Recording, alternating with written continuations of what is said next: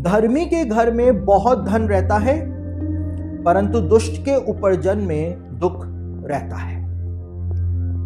यहूदी ज्ञानी पुरुष यानी जूइश सेज जो है, जिनका नाम है रालबाग अपनी कमेंट्री के अंदर कहते हैं कि जो धर्मी होता है उसके घर के अंदर किसी भी चीज की कमी नहीं होती है, किसी भी चीज की कमी नहीं होती। लेकिन अब एक दुष्ट जो है, दुष्ट कौन है? जो सोच समझ के बुराई करता है, जो परमेश्वर के वचन को फॉलो नहीं करता है, जानता है लेकिन फॉलो नहीं करता है।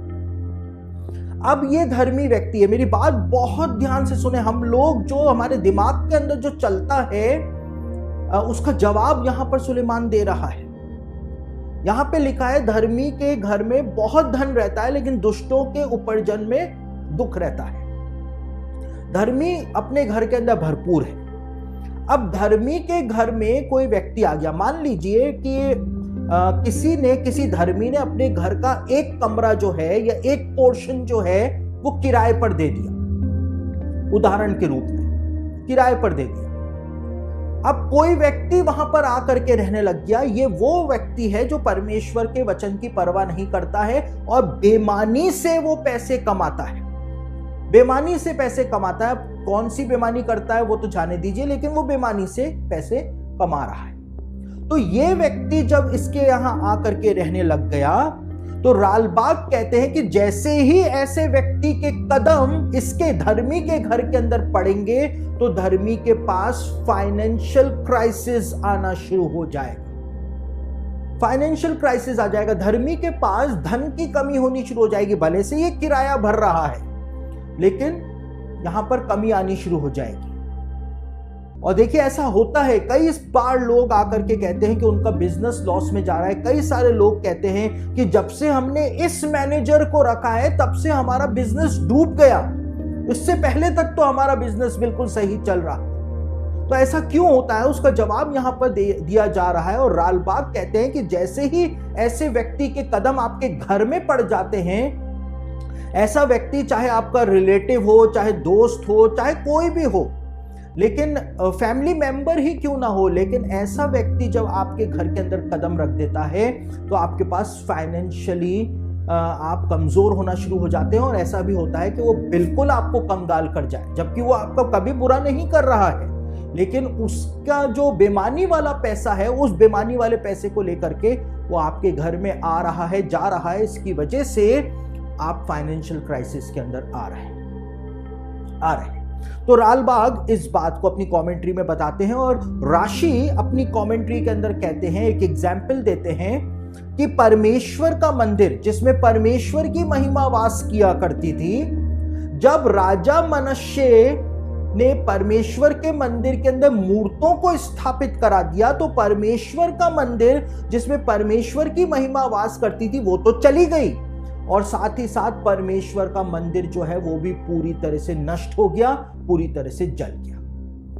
यानी कि धर्मी परमेश्वर के मंदिर में जब अशुद्ध चीजें आ गई तो परमेश्वर की जो प्रेजेंस थी वो तो चली गई। उसी प्रकार से जब धर्मी के धन के अंदर दुष्ट का धन मिल जाता है तो ये धन जो धर्मी का धन होता है ये चला जाता है और धर्मी कंगाल हो जाता है। तो यहां पर ये बहुत इंपॉर्टेंट बात जो है वो बताई जा रही है।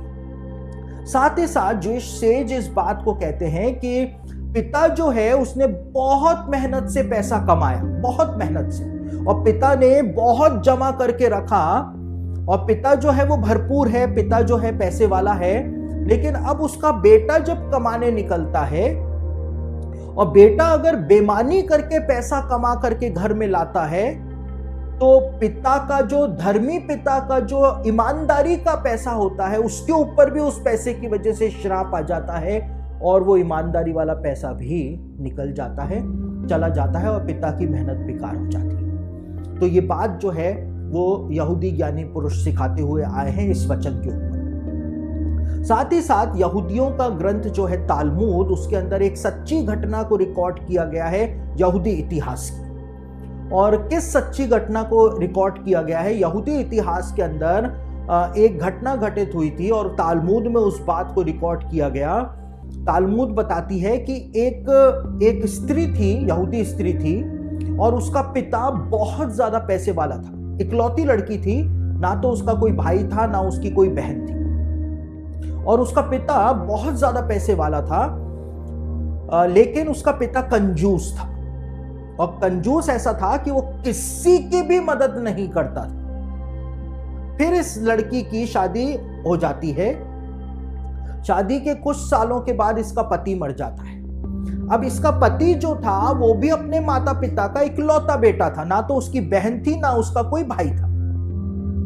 और इसका जो ससुर था इस लड़की का, वो भी बहुत ही ज्यादा धनवान था, यानी कि इसके पिता से भी ज्यादा धनवान इसका ससुर था। और इसका ससुर जो था वो बिल्कुल भी कंजूस नहीं था, इतनी चैरिटी करता था, इतना दान लोगों को देता था, हर की मदद करता था, और इसलिए वो धनी भी था। तो जब इसके पति की मृत्यु हो गई और उसके बाद इसके पिता की मृत्यु हो गई, तो पिता की मृत्यु के बाद जितनी भी धन दौलत थी पिता के पास, वो इस स्त्री को मिल जाती है। इसका पिता कंजूस था, किसी की मदद नहीं करता था, चैरिटी नहीं देता था। उसके बाद ससुर जी की भी मृत्यु हो जाती है कुछ समय बाद, तो ससुर जी की भी सारी प्रॉपर्टी, सारा पैसा जो है वो इसी स्त्री को मिल जाता है। तो ये स्त्री क्या करती है, पापा का पैसा भी लेती है और ससुर जी का पैसा भी लेती है, दोनों को मिलाकर के अपने पास रख लेती है। और यहूदी इतिहास कहता है कि ये ब्लंडर मिस्टेक थी उसकी, कि उसने एक चैरिटी देने वाला, दान देने वाले पुरुष के पैसे जो थे वो एक कंजूस और एक ऐसे व्यक्ति के पैसों के अंदर जो दान नहीं देता था लोगों को, उस पैसे को आपस में मिला दिया। और क्या हुआ कि वो पैसा जो है वो पूरी तरह से खत्म हो गया, उड़ गया, और वो स्त्री जो इतनी धनवान थी वो सड़क के ऊपर आ गई। यानी ये घटना इतनी ज्यादा इंपॉर्टेंट थी यहूदी इतिहास में कि इसको तालमूद के अंदर उन्होंने रिकॉर्ड किया, ताकि कोई भी कभी भी इस बात को नहीं भूले कि धर्मी के पैसे के अंदर अगर किसी दुष्ट का पैसा मिल जाता है तो धर्मी के पैसे के ऊपर श्राप आ जाता है। अब कई सारे लोग क्या करते हैं, कई सारे लोग बेईमानी का पैसा कलीसिया के अंदर डोनेट कर देते हैं, है ना। वो सोचते हैं कि परमेश्वर खुश होएगा कि मैंने इतना दान कर दिया, लेकिन उससे क्या होगा, उससे चर्च के फाइनेंस के ऊपर श्राप आ जाएगा। चर्च के फाइनेंस के ऊपर श्राप आ जाएगा। तो धर्मी के घर की जो बुनियाद है वो धार्मिकता के ऊपर बनी हुई है, और यदि उस बुनियाद के अंदर दुष्ट का कुछ भी भाग आ जाता है तो वो बुनियाद हिल जाती है और वो घर जो है वो धराशायी हो जाता है।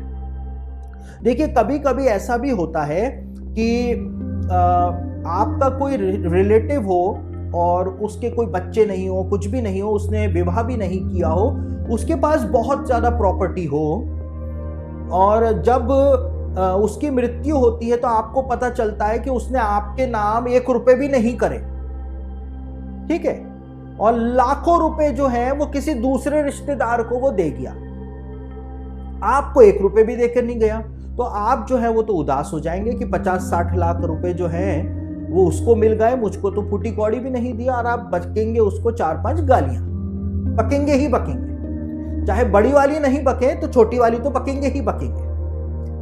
तो लेकिन आपको ये बात समझनी पड़ेगी कि परमेश्वर का हाथ क्या इतना छोटा था कि परमेश्वर उस व्यक्ति के मन में क्या नहीं डाल सकता था कि आप जो कि परमेश्वर की दृष्टि में धर्मी हैं, क्या परमेश्वर आपको उस पैसे में से थोड़ा सा भी पैसा नहीं दिलवा पाया। लेकिन आपको उसके लिए परमेश्वर का धन्यवाद करना है, आपको उस व्यक्ति के जीवन को देखना है पहले तो कि वो उसका कैसा जीवन था। महाकंजूस तो नहीं था, अगर महाकंजूस था तो उसका पैसा श्रापित है क्योंकि उसने उसमें से किसी को नहीं दिया। या उसका जीवन कैसा था, उसने कैसे उस धन को कमाया।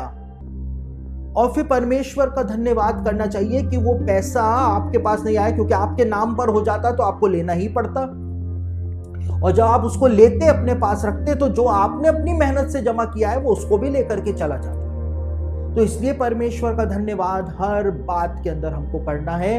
यहां पर यही बात जो है वो सिखाई जा रही है। और यहूदी ज्ञानी कहते हैं कि धर्मी के घर के अंदर कभी भी धन की कमी नहीं होती है, कभी भी। चाहे स्टॉक मार्केट क्रैश हो जाए, चाहे रिसेशन आ जाए, मंदी आ जाए, चाहे उथल पुथल मच जाए, देश दिवालिया हो जाए, लेकिन धर्मी के घर में कभी कहीं भी धन की कमी नहीं होती है। ये यहूदी ज्ञानी पुरुष सिखाते हुए आए हैं, क्योंकि वचन में लिखा हुआ है। अब बाइबल में जो लिखा हुआ है वो तो पत्थर की लकीर है, उसको तो कोई भी ये नहीं कह सकता है कि ये गलत लिखा हुआ है। साथ ही साथ अगर आज अब क्वेश्चन ये उठता है, आप तो कहेंगे कि पास्टर जी मैं तो बहुत धर्मी हूं, मैं तो जैसे यीशु मसीह के पास वो आया था ना एक व्यक्ति कि मैं तो इन आज्ञाओं को लड़कपन से मानता हुआ आया हूं, तो यीशु मसीह ने कहा अभी भी एक चीज की कमी है। तो उसी प्रकार से आप कहेंगे कि पास्टर जी हम तो इतने धर्मी हैं, लेकिन हमारे पास तो फिर भी आज धन की कमी है, तो ऐसा क्यों हो रहा है? तो उसका जवाब यह है कि आप अपने जीवन को जांचें कि क्या आप धर्म का काम कर रहे हैं या नहीं। और धर्म का काम क्या है? यीशु मसीह ने क्या बताया? तुम मनुष्यों को दिखाने के लिए अपने धर्म के काम ना करो। और यीशु ने क्या कहा? जब तू प्रार्थना करे, जब यीशु मसीह ने यह नहीं कहा यदि तू प्रार्थना करे, इफ नहीं कहा, व्हेन कहा।